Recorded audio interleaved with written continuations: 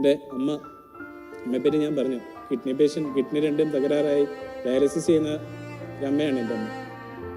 പ്രിയമുള്ളവരെ, എൻ്റെ അമ്മ ഒരിക്കലും പറയുന്ന കേൾക്കാൻ ഇടയായിട്ടുണ്ട്. എൻ്റെ ഈ അസുഖം കൊണ്ടല്ലേ മോനെ നമുക്ക് ഈ സമ്പത്തിലൊക്കെ കുറവ് വന്നേക്കുന്നത്. നിന്റെ മോൻ്റെ പട്ടം നൽകാൻ പോലുള്ള പൈസ കാണില്ലല്ലോ എന്ന് പറഞ്ഞു. എൻ്റെ അമ്മയോട് എനിക്ക് പറയാനുള്ള ഒരു കാര്യമുള്ളൂ, എൻ്റെ അമ്മയുടെ കയ്യിലിരിക്കുന്ന ജപമാല എൻ്റെ ഏറ്റവും വലിയ സമ്പത്ത്. അമ്മ ചൊല്ലുന്ന ഓരോ ജപമാലയാണ് ഞാൻ ഏറ്റവും വലിയ സമ്പത്തായിട്ട് കരുതുന്നത്. അമ്മ ചൊല്ലിയ ജപമാല കൊണ്ടാണ് ഞാൻ ഇന്ന് എൻ്റെ അൽത്താര നിൽക്കുന്നത്. അമ്മയെ കാണാൻ ഡയാലിസിസ് റൂമിൽ കയറാറുണ്ട്. നേഴ്സുമാർ പറയും എൻ്റെ അമ്മയുടെ കയ്യിൽ ജപമാല ഇല്ലാത്ത സമയം കാണാറില്ലെന്ന്. എൻ്റെ അമ്മ ഇന്ന് ജീവിച്ചിരിക്കുന്നുണ്ടെങ്കിൽ ആ ജപമാലയാണ്. പരിശുദ്ധ അമ്മയെ ഞാൻ എൻ്റെ അമ്മയെ കാണുന്നുണ്ട്. അമ്മ പ്രാർത്ഥിക്കുന്ന ഓരോ ജപമാല മണികളും അതാണ് ഇന്ന് എൻ്റെ അൽത്താരയിൽ ഞാൻ നിൽക്കുന്നത്. ഏറ്റവും വലിയ സമ്പത്ത് എൻ്റെ അമ്മയുടെ അസുഖത്തെക്കാളും ഞാൻ ഈ ലോകത്തിലെ ഏറ്റവും വലിയ സമ്പത്തായിട്ട് കരുതുന്നത് എൻ്റെ അമ്മ ചൊല്ലിയ ജപമാല പ്രാർത്ഥനകളാണ്. ഞാൻ ഒത്തിരി വിശുദ്ധത്തെ പറ്റി വായിക്കാറുണ്ട്. അവർ പറയുന്ന ഏറ്റവും കൂടുതൽ ജപമാല ചൊല്ലുന്നവരെ പറ്റി ലൂയിസ് മോൺഫോർട്ട് പറയാറുണ്ട്, എൻ്റെ അമ്മ ഈ ലോകത്തിലെ ഏറ്റവും വലിയ സമ്പത്ത് ഈ ജപമാല ചൊല്ലുന്നത് തന്നെയാണ്. അമ്മ ചൊല്ലിയ ജപമാല കൊണ്ടാണ് ഇന്ന് ഈ പട്ടം ഇവിടെ നടക്കുന്നത്. അമ്മയ്ക്ക് ദൈവം അമ്മ സ്വർഗത്തിൽ തന്നെ. എൻ്റെ അമ്മയപ്പനെയും പറ്റി എനിക്ക് പറയാൻ ഒത്തിരി വാക്കുകളുണ്ട്. എങ്കിലും പ്രിയമുള്ളവരെ, ഞാൻ കൊച്ചുരേശയുടെ അമ്മയപ്പനെയും പറ്റി ഒത്തിരി വായിച്ച് എഴുതിയിട്ടുണ്ട് ഒരു പുസ്തകം. അപ്പം അതിൻ്റെ അത് ഞാൻ അവരുടെ ആ ജീവിതത്തിലുള്ള ആ മൂല്യങ്ങൾ എൻ്റെ അപ്പനും അമ്മയും ഞാൻ കണ്ടിട്ടുണ്ട്.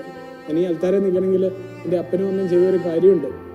അതിതാണ്, എൻ്റെ അപ്പനും അമ്മയും എല്ലാ ആഴ്ചയും ഒരു വിശുദ്ധൻ്റെ ജീവചരിത്രം മേടിച്ചു തരും എനിക്ക്. ആ വിശുദ്ധൻ്റെ ജീവചരിത്രം മേടിച്ച് അത് വായിച്ച് കാണാതെ എൻ്റെ അപ്പനെയും അമ്മേനും പറഞ്ഞു കേട്ടാൽ കേൾപ്പിച്ചാൽ മാത്രമേ എൻ്റെ അപ്പനും അമ്മയും എനിക്ക് അന്ന് ചോറ് തരുള്ളായിരുന്നു. അത്രയും കഠിനമായ രീതിയിൽ ഒരു പോലീസുകാരൻ്റെ നിലയിൽ എൻ്റെ അപ്പൻ ചെയ്യുന്നൊരു പരിപാടിയാണ്. ആഴ്ചയിൽ ഒരിക്കൽ കട്ടപ്പനയിൽ നിന്ന് വരുമ്പം ദീപിക ബുക്ക് സ്റ്റോളിൽ നിന്ന് ഒരു വിശുദ്ധൻ്റെ ജീവചരിത്രം മേടിച്ചുകൊണ്ട് തരും. എന്നോട് പറയും, ഇത് വായിക്കണം മോനിത് വായിച്ച് പഠിച്ച് അതിൽ ആ വിശുദ്ധൻ എന്ത് പുണ്യം ചെയ്ത് ആ ആഴ്ച കാണിച്ചു കൊടുത്താലേ എൻ്റെ അപ്പൻ അന്ന് എനിക്ക് ഞായറാഴ്ച അത് ഞാൻ പ്രവർത്തിച്ച് കാണിച്ചു. ഒരു സൽപ്രവൃത്തി ചെയ്യുന്നതാണെങ്കിൽ ചെയ്ത് കാണിച്ചാൽ മാത്രമേ എൻ്റെ അപ്പന് ആ ഞായറാഴ്ച എനിക്ക് നല്ല വിശിഷ്ടമായ ഭക്ഷണമൊക്കെ മേടിച്ചു തരുമായിരുന്നു എൻ്റെ അപ്പൻ. അതുകൊണ്ടാണ് ഇന്ന് എൻ്റെ അൽത്താരയിൽ ഞാൻ നിൽക്കുന്നത്. എൻ്റെ അപ്പൻ ഒത്തിരി സഹിച്ചിട്ടുണ്ട് ഈ പട്ടകർമ്മം ഇത് നടത്തുന്നതിന് വേണ്ടി.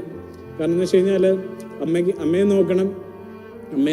അതോടൊപ്പം തന്നെ പപ്പായ്ക്കാണ് ഇന്നലെയും നടുവ് ഇറങ്ങിയിരിക്കുകയാണ്.